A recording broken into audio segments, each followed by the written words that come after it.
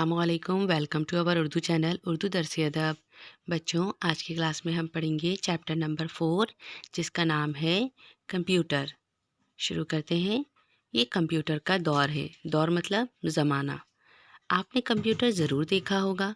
Computer का इस्तेमाल स्कूलों, कॉलेजों, खेल के मैदानों, दफ्तरों, दुकानों, मकानों से लेकर हवाई जहाज़ों, स्टेशनों और रेलगाड़ियों और हवाई जहाज़ों तक को चलाने में हो रहा है।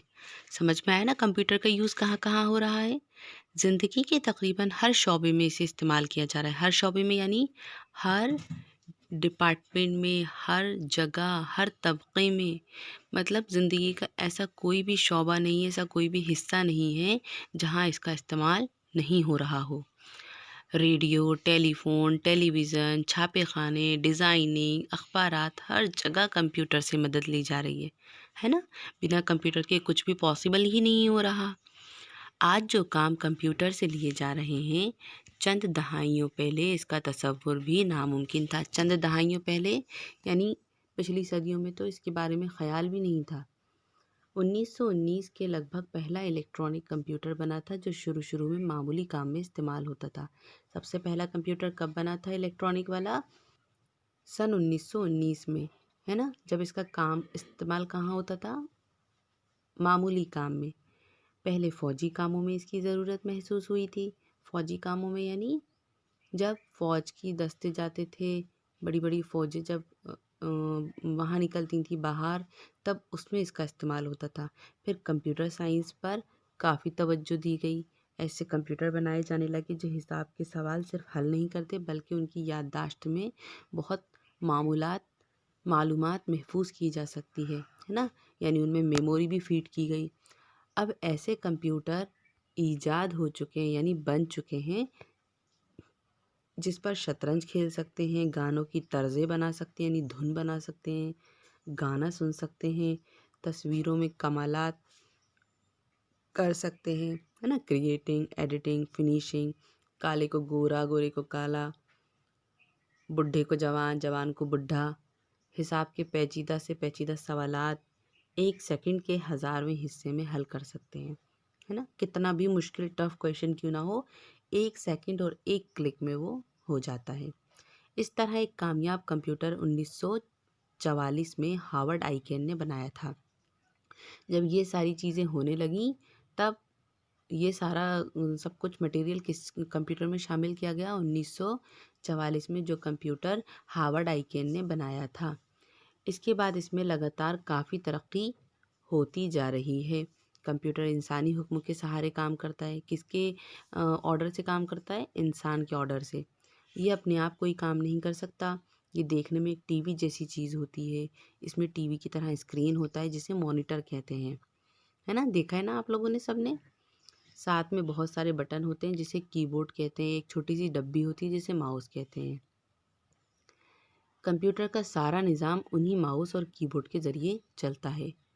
माउस और कीबोर्ड नहीं हो तब तक कंप्यूटर वर्क नहीं करता। इन्हीं के ज़रिए कंप्यूटर को जो हुक्म दिया जाता है वो चीज़ें स्क्रीन पर आ जाती हैं।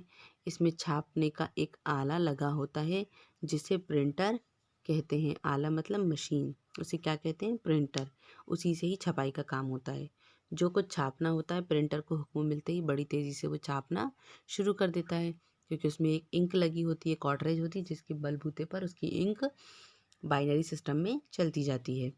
मॉनिटर, कीबोर्ड, प्रिंटर के अलावा सेट के साथ एक बक्स जैसी चीज़ होती है। उसके अंदर बटन लगे होते हैं जिससे पूरा सेट खुलता और बंद होता है। इस बक्स को सीपीयू कहते हैं, है ना? सीपीयू क्या होता है? कंप्यूटर का दिमाग होता है। अगर सीपीयू नहीं होगा तो कंप्यूटर को जो भी इंस्ट्रक्शन मिलेंगे, जो भी ऑर्डर मिलेंगे वो उसको फॉलो नहीं कर पाएगा। तो उस बक्से को हम क्या कहते हैं? सीपीयू। देखा होगा ना, एक चौकोर डब्बा लगा होता है नीचे। हकीकत में कंप्यूटर का सबसे अहम हिस्सा सीपीयू होता है जिसे कंप्यूटर का दिमाग कह सकते हैं। हम कंप्यूटर पर जो भी काम करते हैं वो सीपीयू के अंदर हार्ड डिस्क में जमा होता है। हम जब भी चाहें उसे इस्तेमाल में ला सकते हैं, है ना? जब चाहेगा हमारा तब हम कंप्यूटर को इस्तेमाल में ला सकते हैं और हार्ड डिस्क को भी इस्तेमाल में ला सकते हैं। ठीक है, आगे देखिए। कंप्यूटर के अंदर इतनी सारी सहूलियत होने की वजह से हम उसके अंदर सारे कामों को महफूज कर देते हैं। यही वजह है कि अब रेल और हवाई जहाज़ के टिकट भी कंप्यूटर से बनाए जा रहे हैं। दफ्तर के तकरीबन सारे काम इसमें महफूज किए जा रहे हैं। बैंक के सारे कामों को इसके अंदर महफूज करके रखना आसान हो गया है। अब तो कंप्यूटर के ज़रिए बड़ी बड़ी मशीनें चलाई जाती हैं। मशीनों को जांचने और काम को दुरुस्त होने का अंदाज़ा कंप्यूटर से किया जाता है ना। अब कंप्यूटर देखो कितने सारे काम कर रहा है, हर चीज़ उसके अंदर सेव कर दी जाती है, चाहे वो ऑफिस का काम हो, चाहे वो स्कूल का काम हो, है ना।